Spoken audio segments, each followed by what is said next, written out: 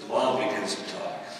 Now, I've been around a lot of really powerful people during my days at the White House. I met 2 popes. I was in meetings with Brown and Putin and Blair and Sarkozy and Chirac. Heck, I was even in meetings with Gibbons. I mean, that's true. I have rarely been around somebody with as much presence as this woman had. Christine Krisoff. Somebody had, I once described how she talked, and somebody said, or what she said. Somebody said, what was your impression of her? And I said, look, if I had to capsulize it, I'd say this is a really good-looking Henry Kissinger. This woman was smart, thoughtful, talked about her 2 sons, talked about her pride in her 2 sons, talked about how Nathan and she would converse by email, or he'd come off of a combat patrol in Anbar, boot up the laptop with a little camera in it, and they talk to each other across the video link. Imagine that. Kid comes off a combat patrol and checks in with mom. She talked about her concern about her 2nd son and his upcoming deployment to Iraq, how this made her frightened. But she also talked about the stakes in the war on terror and how the kind of world she wanted to see for her son, and if she was blessed with grandchildren. It was really powerful. The entire time that she's talking, I'm looking over there at her husband, who's sitting there in a very dark suit and a thin black tie, is holding his arms like this, and he's sort of moving around, and he's not saying one single word. In fact, he looks a little irritated. I've been in enough of these meetings to know that you can have deeply conflicting emotions within the same family, and if you're not saying something, it's maybe because you are a little irritated. And you got every right in the world to be irritated. These people have had a loss beyond understanding. So we finally, about 20 minutes into the thing, we sort of, people cried, people hugged, people laughed, people told stories, people said what they want to say. And we finished. And the president says, is there anything I can do for you? Standard line, is there anything I can do for you? And at that, the husband speaks up, Bill Krisoff. He says, yeah, Mr. President, there's something you can do for me. He said, I'm 60, I'm an orthopedic surgeon and a pretty good one. And when my boy goes into combat next March, I'd like to be in the United States Navy Medical Reserve providing health care to the Marines, but they won't let me in because I'm 61 years old. Mr. President, will you give me a waiver to join the Marines? The President says, talk to Karl. I got all the great jobs. We exchanged business cards. We fly back to Washington that day, and I checked the guy out. And he's the best. Some of you may know him from Northern Nevada. This guy's the best orthopedic surgeon in Northern Nevada. You got a problem, you need a bone doc, you go get on his dance card. He's at 3 hospitals, does most of his business in Truckee Meadows Hospital across in California. But they live in Reno, have a magnificent house. Guy's an outdoorsman. He runs marathons at 61. Both of his boys were national junior kayak finalists because he took them out on the Truckee River. He's a great outdoorsman. He wants to join the Marines in 61. Sends me his material on Wednesday. I'm literally there in the White House with whiteout, cleaning up his application. I got so obsessed with this. 6:30 on Thursday morning, I have a copy of it in a file folder on the President's desk because Pete Place, the Chairman of the Joint Chiefs of Staff, is coming by. He's a Marine. He knows how important it is to have good docs in the Navy who provide the health care to Marines. I tell Karen Keller, the President's secretary, that when Pace arrives to let me know, and I'll come down. So Pace arrives, she calls, I take a stack of paperwork, walk 15 steps down the hallways, plunk myself down in a chair outside the Oval Office and wait for Pace to come out. Comes out.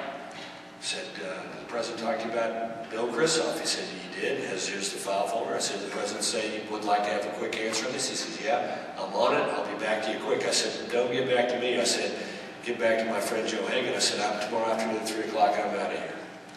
He said, we're on it.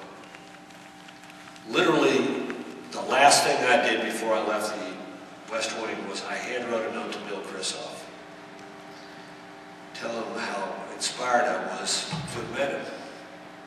I put my own stamp on the envelope. I didn't want anybody to say Rove's trying to mail free things after he left the building.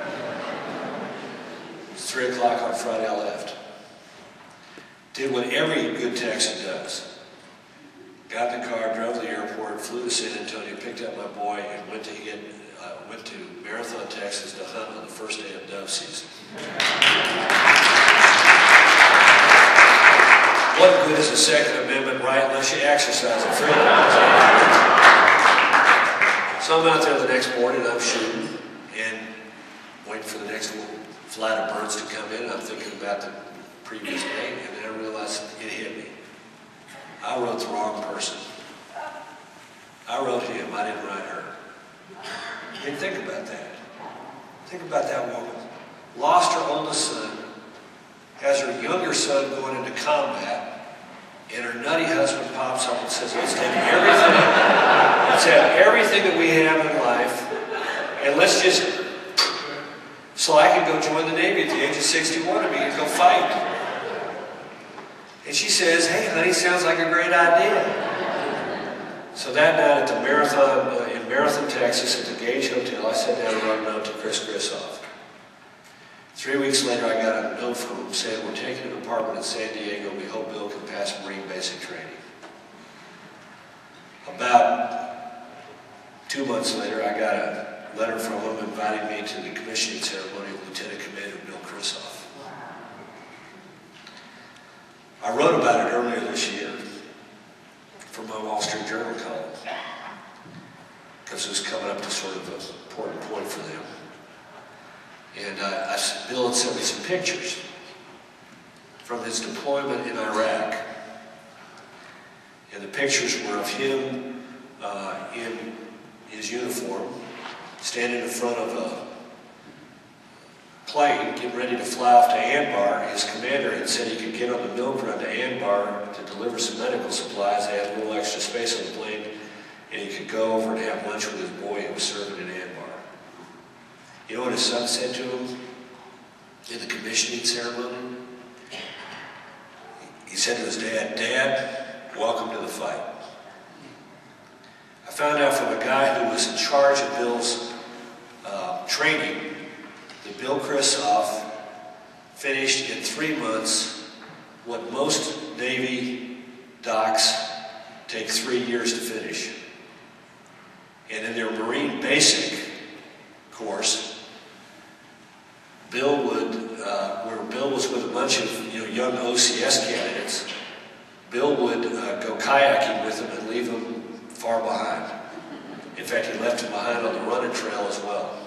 He was in that good physical shape. So I wrote about it earlier this year.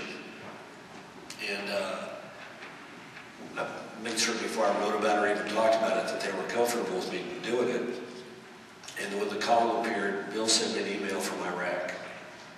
He said, I don't know whether it's karma or not, but he said, today your column appeared and thanks for being so kind to Christine.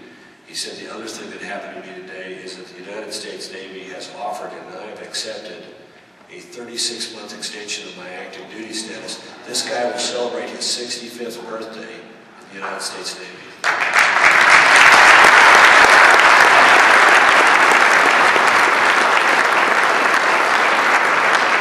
I'm not suggesting we all go out and enlist. The Gibson boys can, but some of the rest of us can. But it says to me something powerful about our country. That there's something in our country that causes in moments of crisis and trial that we find families like Bill and Christine Grissoff and Nathan and Austin Grissoff.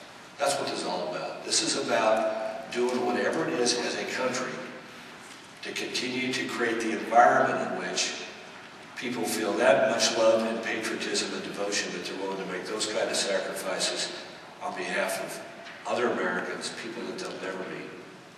Because really we are the greatest nation, not only on the face of the earth, but the greatest nation in the history of the world, and that's what all of our efforts need.